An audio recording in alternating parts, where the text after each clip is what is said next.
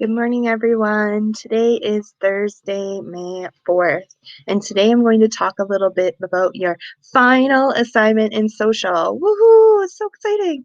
And I'm also going to go over some of the key information you need to complete this assignment. So let's get started.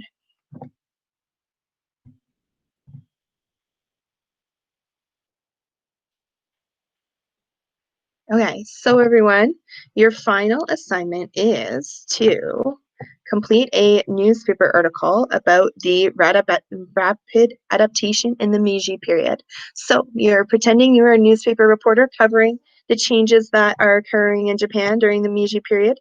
The government in Japan has just released the new Charter Oath of 1868. So I would like you to write a newspaper article discussing the Charter Oath of 1868 and the changes that are occurring in Meiji Japan. So you must include in your newspaper article an overview of the Charter Oath and what it means for Japanese people, summarizing the most significant political, social, economic, cultural changes affecting the Japanese society. And do you think that the changes are going to have a positive or negative effect? And then explaining your ideas, okay? So everyone, we're going to hop right back to chapter 15 information.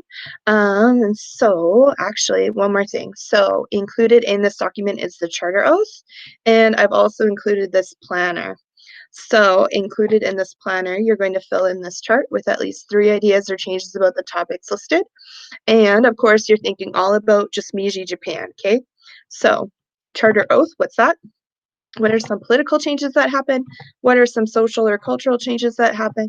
What are some economic changes? And then what impact will it have on the people of Japan? Will it have positive, negative impact? And explain your ideas. Okay, so going back to chapter 15. Let's go back to, let's see. Okay, so we are talking about the Meiji period from 1867 to 1912. So during the reign of the shogun, the emperor didn't have all of the power. When the shogun reign was over, the Emperor Meiji, he took back his place as the one in control of Japan. So the 3 years, 1867 to 1870, after the fall of the shogun, is known as the Meiji Restoration. And so he was restored to his rightful place in power. If you remember during the Edo period, of course, the shogun was the one who held all the control. The emperor was more of like a figurehead position. He didn't really hold a lot of power. But when the shogun resigned, then the emperor kind of regained control of Japan. So this is like a big political change that happened in Japan during the Meiji period. There were also other political changes that happened. They had a lot of new ideas about government. They were taking a look at the West. They were looking at Western civilizations. They were looking at the US. They were looking at countries in Europe. And they recognized that they needed to become a strong country with economic and military power in order to take their place in the modern world. So the Meiji leaders, they began their program of reform by changing how Japan was governed. So they had 2 goals: to create a strong central government that could unite the country and rule it effectively, and create a form of government close to the democracies of the West. So basically, they wanted to create a central government, a democratic government that listened to the ideas of the people, took their ideas into consideration when they were making policies and changes in Japan. So that being said, they also wanted to maintain some of their traditional Japanese values, respect. Yeah, so the emperor was a powerful symbol to Japanese people, and so the Meiji leaders began to emphasize that allegiance to the emperor, and that was the foundation of a strong nation. So that was super important for Japan still, this respect for the emperor.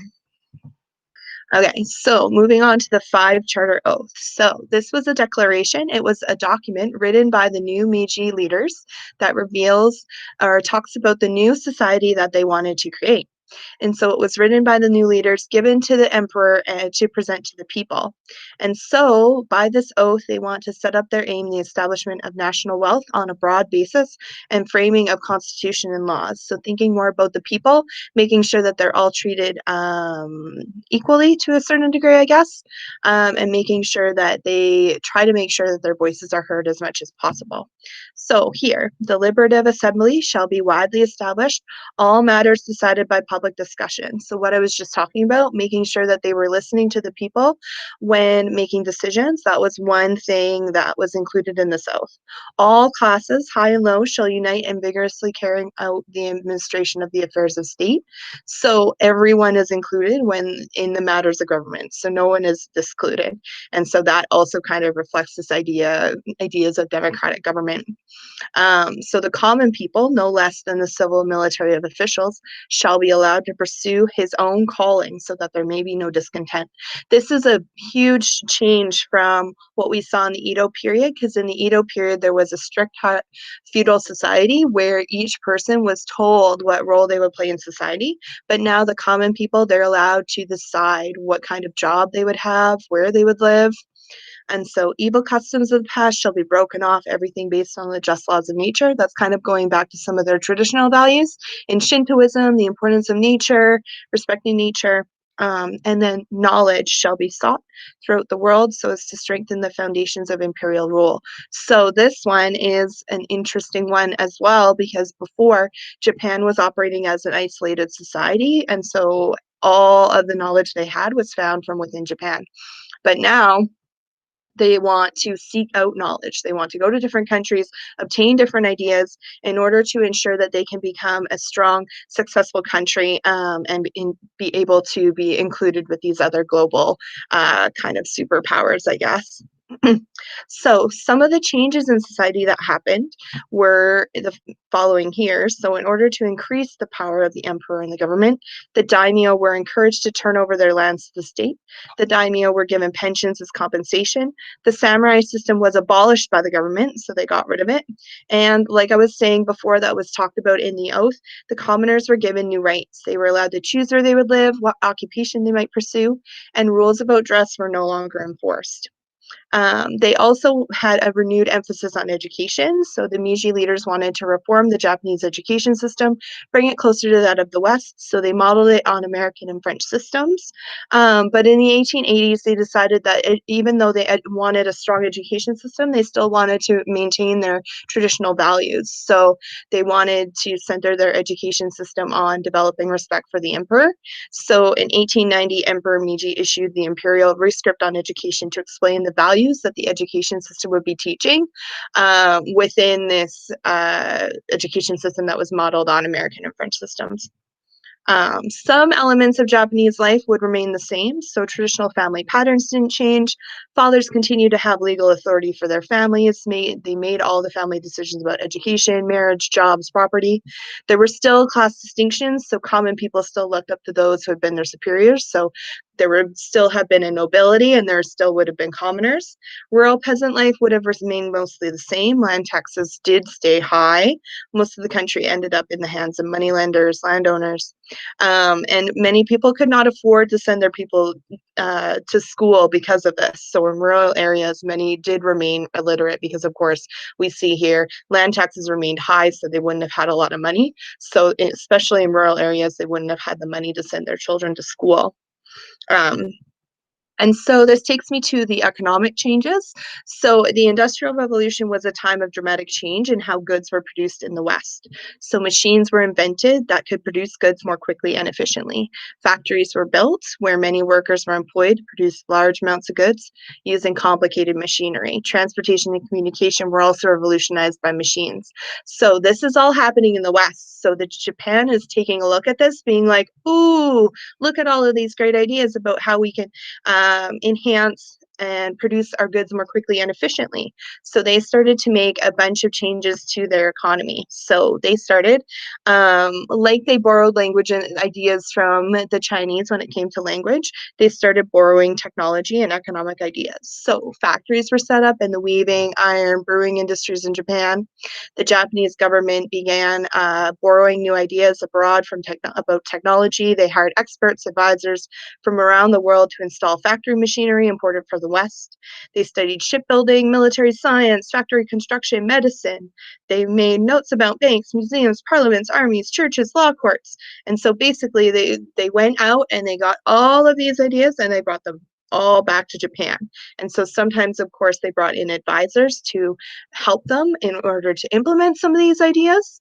But basically, they went out, gathered all this information in order to make sure that they could create a strong economy that could keep up with the other countries in the West.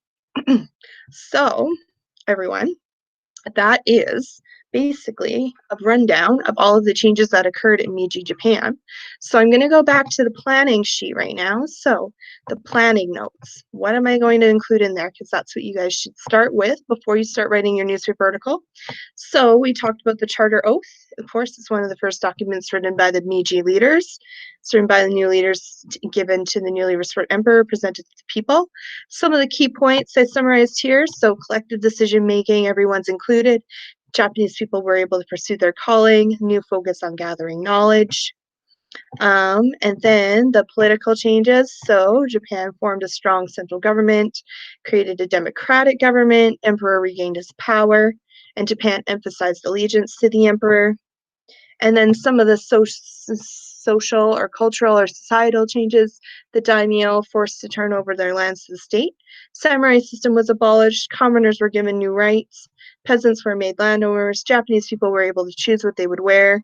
So there's all these society changes, and then of course the economic changes. So factories set up, and so this is what we're doing, is filling this planner and then of course writing your newspaper article. So the outline here, so an introduction, one paragraph providing an overview of the Charter Oath, and then one paragraph for each topic: political changes, economic changes, social, and then a conclusion providing summary of the key points, including your thoughts about the changes that occurred, and ending your article with an interesting closing statement. So you start with your planner, and then of course you write your newspaper article. Okay. Okay, everyone. Thank you so much for your time. Hope you have a wonderful weekend. See you later.